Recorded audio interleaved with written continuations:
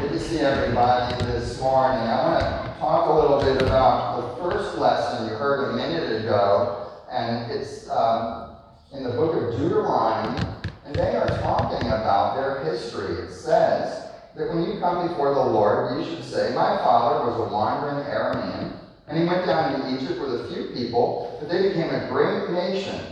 But then the Egyptians mistreated us and made us suffer. But the Lord heard our cries and brought us out with a mighty hand." You know, that's their history, right? He's talking about their ancient ancestors were Abraham and Isaac and Jacob, and then they were in Egypt, and they became a big nation, but then they were treated terribly, and they were brought out by a man named Moses. Does everybody remember all these stories from the Bible? So here's what I want us to get. Every family has a history, and that history shapes who we are. Did you know that?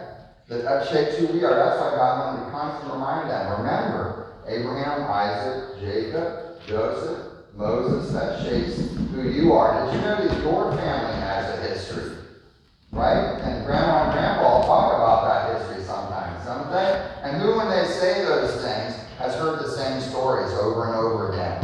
Have you noticed that? Yeah. So when you're young, you think, I'm not sure I want to hear those stories, but as you get older, you'll learn to appreciate them. I'm going to share one with you. When my dad was a young man, so long before I was like, my dad was a young man, and he applied for a new job at a bottling company, where he moved cases and cases of cokes and waters, heavy work, right? And he was applying for that job, and he said to the boss there, I'm going to work here for 1 week without pay, and if I don't do twice as much work as your best man, you don't have to hire me.